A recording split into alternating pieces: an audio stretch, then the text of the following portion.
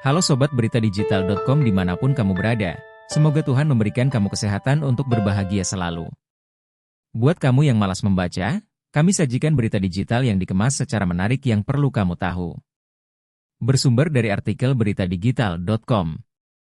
Tugas utama Kabinet Merah Putih: menjaga kedaulatan dan mensejahterakan rakyat. Di tengah beragam tantangan yang dihadapi bangsa Indonesia, Kabinet Merah Putih dihadapkan pada tugas yang sangat penting dan penuh tanggung jawab.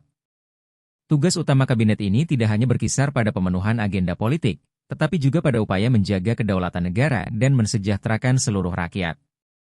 Salah satu fokus utama Kabinet Merah Putih adalah memperkuat ketahanan nasional. Dalam era globalisasi yang terus berkembang, isu-isu seperti keamanan, ekonomi, dan sosial semakin kompleks. Kabinet ini berkomitmen untuk menghadirkan kebijakan yang bersifat inklusif, yang memberikan ruang bagi partisipasi masyarakat dalam proses pengambilan keputusan. Dengan demikian, masyarakat tidak hanya menjadi objek, tetapi juga subjek dalam pembangunan nasional. Sebagai ujung tombak dalam memimpin bangsa, tugas utama Kabinet Merah Putih adalah menjadi pelayan publik yang tulus, menyatukan berbagai elemen masyarakat demi mencapai tujuan bersama yang lebih besar.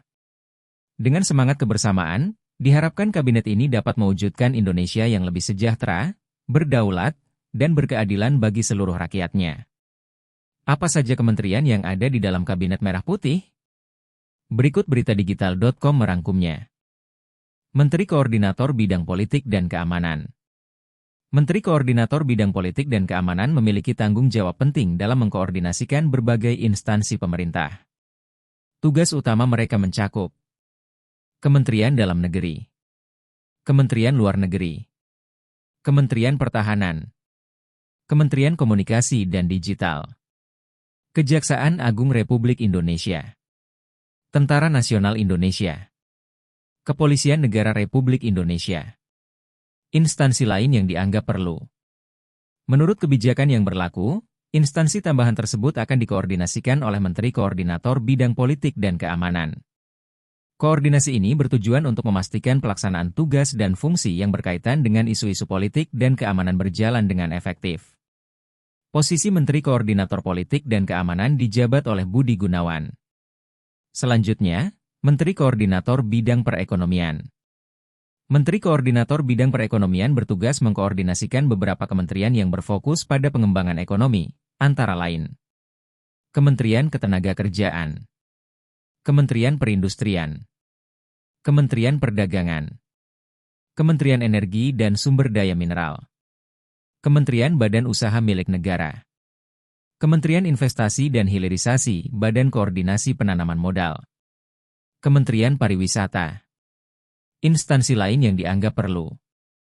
Menteri Koordinator Bidang Perekonomian dijabat kembali oleh Airlangga Hartarto. Kemudian Menteri Koordinator Bidang Pembangunan Manusia dan Kebudayaan.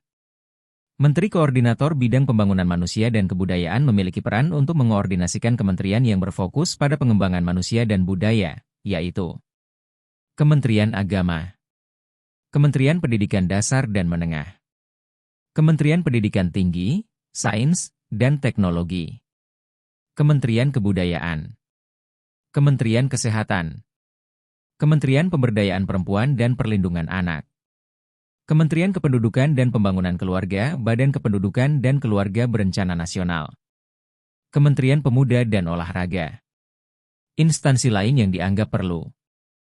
Melalui koordinasi ini, diharapkan setiap kementerian dapat bekerja secara sinergis untuk mencapai tujuan pembangunan yang lebih baik dan berkelanjutan. Menteri Koordinator Bidang Pembangunan Manusia dan Kebudayaan dijabat oleh Pratikno. Selanjutnya, Menteri Koordinator Bidang Infrastruktur dan Pembangunan Kewilayahan. Menteri Koordinator Bidang Pembangunan Kewilayahan memiliki peran kunci dalam mengoordinasikan berbagai kementerian dan lembaga untuk memastikan pembangunan yang terintegrasi dan berkelanjutan. Berikut adalah kementerian yang berada di bawah koordinasi Menteri Koordinator Bidang Pembangunan Kewilayahan. Kementerian Agraria dan Tata Ruang Badan Pertanahan Nasional, Kementerian Pekerjaan Umum, Kementerian Perumahan dan Kawasan Permukiman, Kementerian Transmigrasi, Kementerian Perhubungan. Instansi lain yang dianggap perlu. Dengan adanya koordinasi ini, diharapkan setiap aspek pembangunan wilayah dapat berjalan secara sinergis, menciptakan lingkungan yang lebih baik untuk masyarakat. Menteri Koordinator Bidang Pembangunan Kewilayahan dijabat oleh Agus Harimurti Yudhoyono. Kemudian, Menteri Koordinator Bidang Pemberdayaan Masyarakat.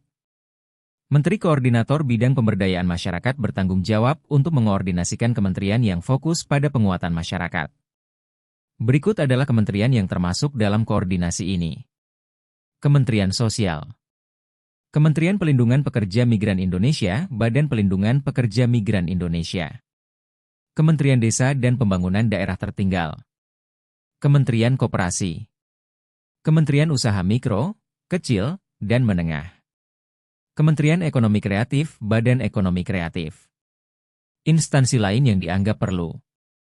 Koordinasi yang baik di antara kementerian ini bertujuan untuk meningkatkan kualitas hidup masyarakat melalui berbagai program pemberdayaan yang efektif dan tepat sasaran. Menteri Koordinator Bidang Pemberdayaan Masyarakat dijabat oleh Muhaimin Iskandar.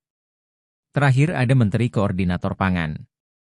Menteri Koordinator Bidang Pangan memiliki peran penting dalam mengoordinasikan berbagai kementerian dan badan terkait.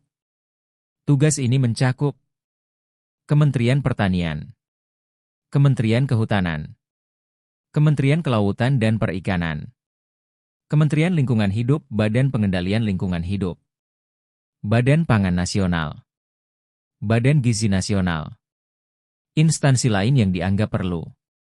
Adapun yang menjabat sebagai Menteri Koordinator Pangan adalah Zulkifli Hasan. Perubahan struktur organisasi Kabinet Merah Putih diatur melalui Perpres 139202 yang di dalamnya Presiden Prabowo Subianto menjelaskan bahwa pelaksanaan tugas dan fungsi Sekretariat Kabinet akan diintegrasikan ke dalam kementerian yang menangani urusan pemerintahan di bidang kesekretariatan negara. Perpres tersebut juga mencakup ketentuan peralihan yang menegaskan bahwa seluruh sumber daya manusia yang menduduki jabatan sesuai nomenklatur di kementerian dan lembaga akan tetap menjalankan tugas dan fungsinya. Hal ini akan berlangsung sampai adanya pengaturan lebih lanjut berdasarkan Perpres yang mengatur organisasi dan tata kerja masing-masing kementerian dan lembaga. Penataan organisasi kementerian dan lembaga yang dimaksud dalam Perpres ini harus diselesaikan paling lambat pada 31 Desember 2024. Peraturan ini mulai berlaku sejak diundangkan di Jakarta pada 21 Oktober 2024. Demikian tadi adalah berita digital dari beritadigital.com yang kami sajikan. Jika kamu suka konten kami, kamu bisa follow dan sukai akun resmi media sosial beritadigital.com di deskripsi atau caption konten ini. Sampai ketemu di konten selanjutnya. Terima kasih.